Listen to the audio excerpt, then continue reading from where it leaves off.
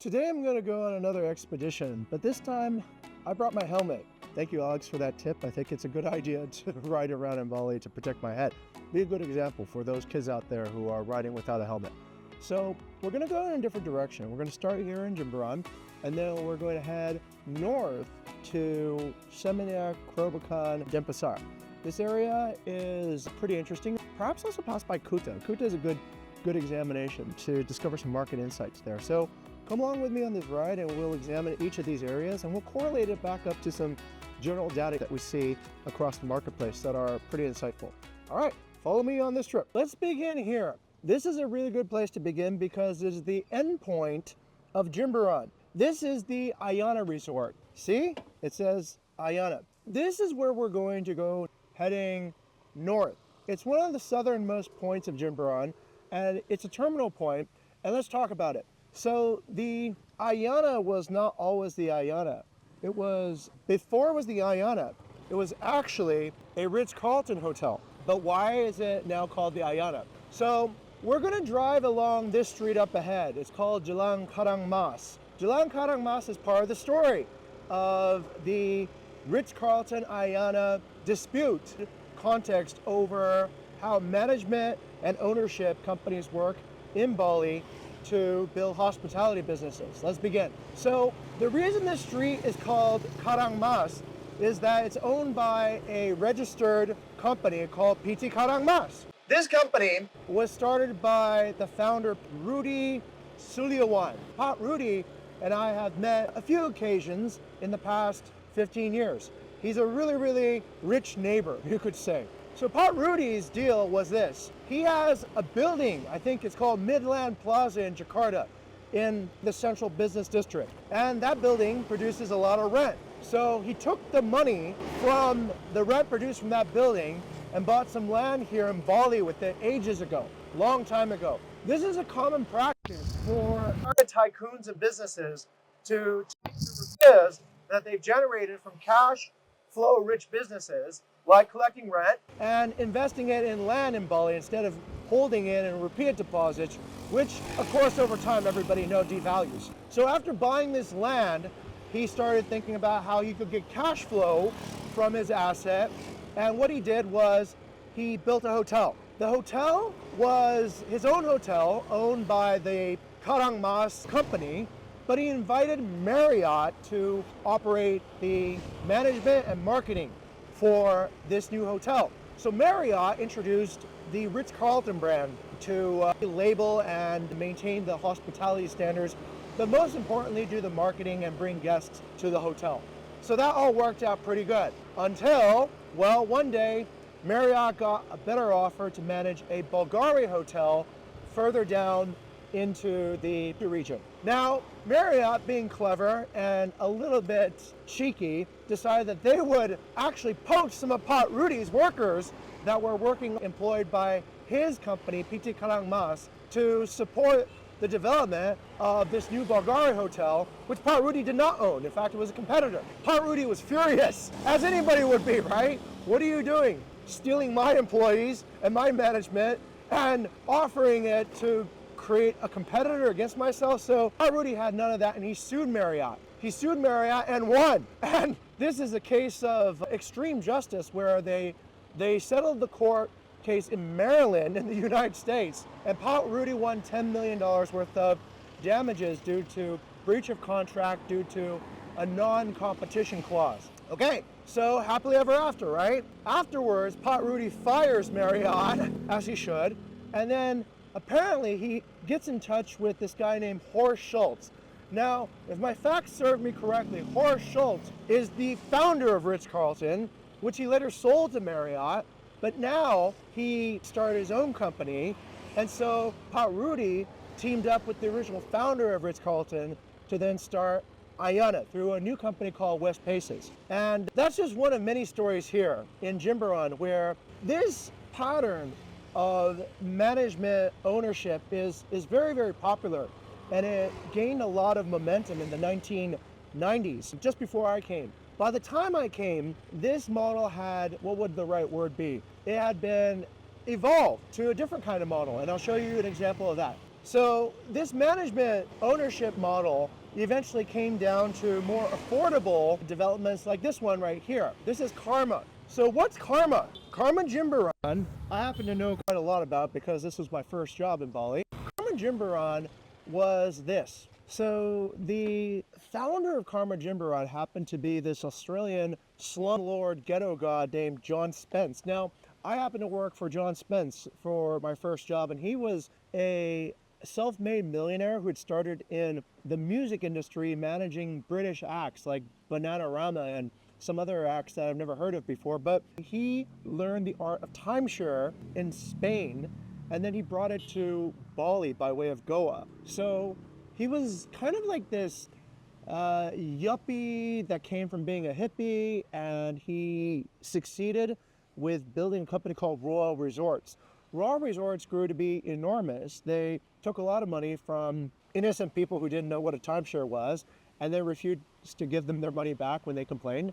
But John Spence tried to clean up his image by starting this. This is Karma. So what Karma was actually an inspiration that drew from the work of Adrian Zecca. Adrian Zecca was another pioneer here in Bali who started Aman Resort. Adrian's a completely different cast and character than John Spence for sure. Adrian comes from a very wealthy Indonesian family. He has contacts that are amongst the most, I guess, rich and privileged people in the world. And he's true power. He is probably the most naturally well-connected person I've ever met. Most people are well-connected because of their position or because of their job, but Adrian just happens to know everyone because I think he's probably a hospitality god. Yeah. So Adrian was doing extremely well with Aman Resorts, and so John Spence, needing an image upgrade, decided that he would take the Aman idea and bring it here. This is what Karma is. So Karma is a complex of about 30 luxury villas, all built by an Australian company called Grounds Kent. John Spence had enough money to hire the same architect as the Four Seasons did. Grounds Kent at the time was really pioneering this Balinese modern approach towards building properties that had Balinese roots but more comfortable and more, let's say, suitable for Western families. And so they built these 3-bedroom, 4-bedroom pool villas all around this area. And they sold mostly to executives and higher ups in the finance industry working out of Singapore or Hong Kong at the time. These were the primary buyers. These investors would come here loaded up with Christmas bonuses that they had just made back in the good old days in the 90s and also the early 2000s. And they would buy holiday properties with the bonuses that they would earn. Now, I know this because I worked here for my first 3 months when I was in Bali. And the way this concept works is that the hotel is owned by the villa owners. You can think of it as kind of like a condo complex, except instead of owning apartments, you're owning a villa inside of a mini resort. So it worked really well, and a lot of these resorts were built, but the problem was management. So all these owners had been seduced by a certain lifestyle, by a certain panache, by a certain, let's say, desirability. But over time, I guess the essence of what brings the community together was challenging. And you can see inside Karma these days, there's some units that are literally falling apart because the owners have lost interest in maintaining the pretty high maintenance fee. Let's continue. Oh, this beach is called Moya Beach, by the way. A lot of people call it Jimberon Beach. That's not accurate. So Moya Beach is named after this temple.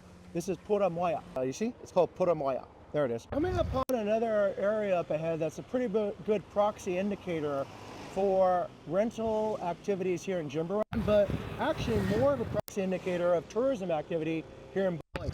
The reason is because this is on the bucket list for almost every single traveler who comes to Bali, which is this.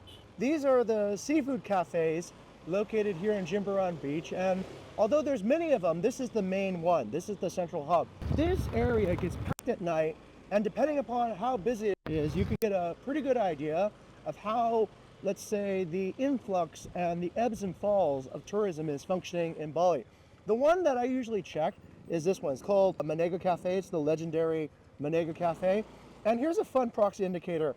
They usually have to set aside a reserve of coconut husks before their nightly barbecue because they go through so much. So the pile of coconut husks there can be a proxy indicator for how much activity they expect, which can be a proxy indicator for how many tourists are likely to arrive in Bali compared to other days. So if you see a bigger pile of coconuts, that's a good sign that today might be a peak season travel date here in Bali. So everybody needs to eat. And so where does this food come from? Well, if you're staying in a hotel, most likely the food is coming from here. If you're staying in a hotel in South Bali, there's a high probability that this wholesaler, which is Lotus Enterprises, is supplying your steak, your cheese, your alcohol, all these items. And the reason they are such a big supplier is because they're one of the few places that have industrial scale cold warehousing. Here you see it, right? So that's it. So what you're seeing here are delivery trucks that are distributing cold storage supplies that have been brought over by ship to Surabaya. Surprisingly, the ports in Bali are not big enough to actually receive some of the imported items that foreigners like to eat, like cheeses and wines. So it has to be offloaded on containers in Surabaya, and then those large trucks are brought over here.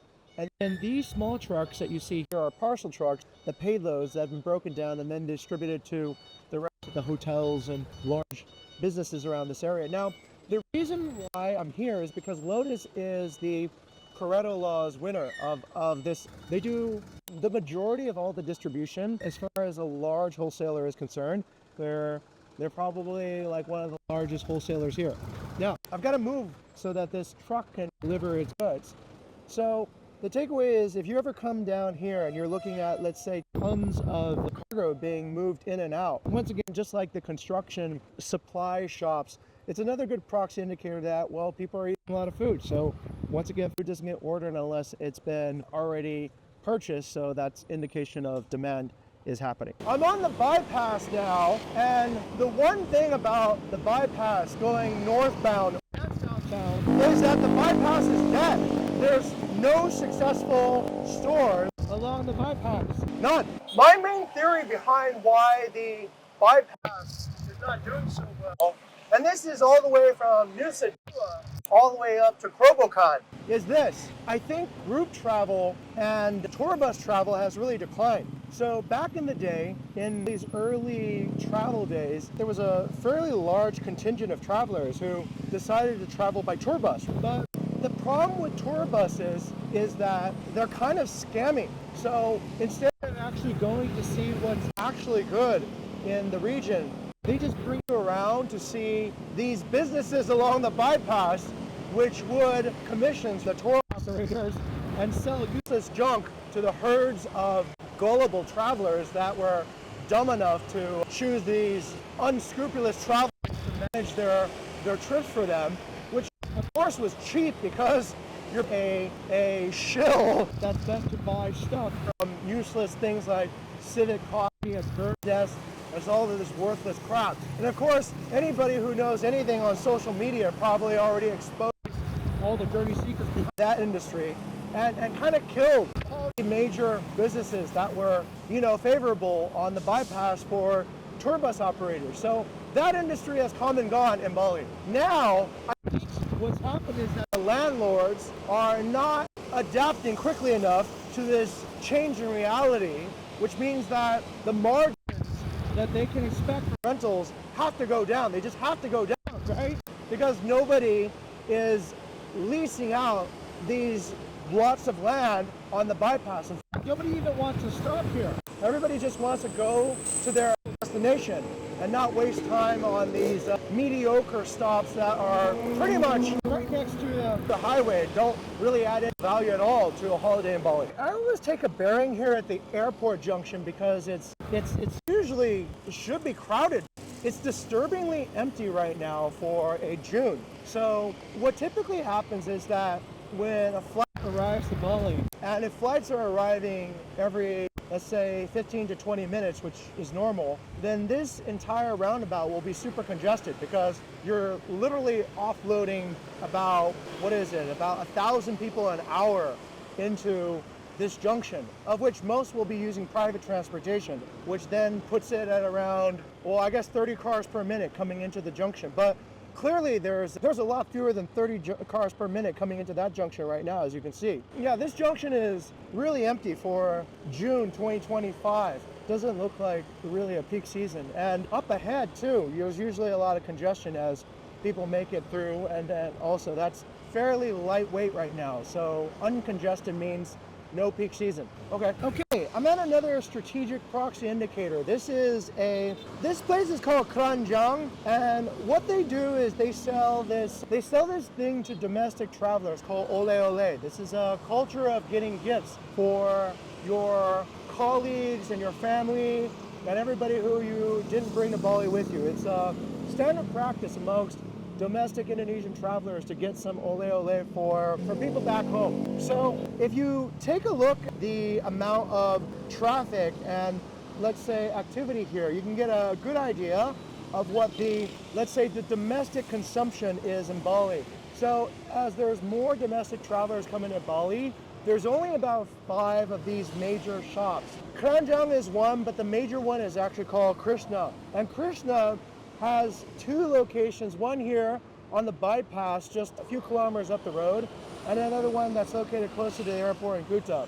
So if you drive by and you see tour buses and you see tons of people, then that's a good indication that, once again, peak season has arrived. Now, peak season for domestic is slightly different because those will fall on national holidays in Indonesia, like Eid al-Fitr, Mubarak, Eid al-Adha, other major Muslim holidays and Buddhist holidays.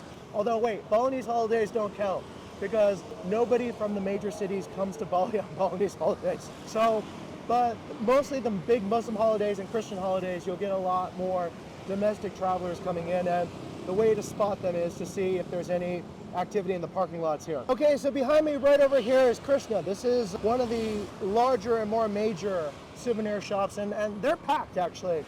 So their parking lot's much more full. I guess it's a Pareto, you know, most people, if they are going to look for souvenirs, they're going to want to go to the best one, and clearly I think Krishna is probably the better one compared to Kranjang. This alleyway is actually really special because of this guy right here. You can see how many motorbikes are parked outside, and if you look up closer to that wall, you'll see that sign right there. Ding! That sign says Kantor Notaris PPAT Eddy Nyoman Winarta. So Eddy Nyoman Winarta I happen to know very well because when I first started in Bali, I was a real estate agent, and we would bring deals that we had for buyers who wanted to buy villas and land all the way to Eddy's office here in this is Kuta. So Eddy's office would process the notarial and legal agreements, and that's how the ownership structure was done. So here's the thing, because so many people trust Eddy, whenever you see, let's say, Eddy have a full parking lot outside like the one you see here, it's indication that business is probably good. Now, Eddy does not use AI, and Eddy doesn't even use Google Docs. Eddy uses pieces of paper. So granted that maybe many of these motorbikes could probably replace with software if notaries decided to modernize. But the fact is that if you see let's say a busy office for the notary, it's a good sign. It's a good sign that there's probably somebody buying and transacting in property here in Bali.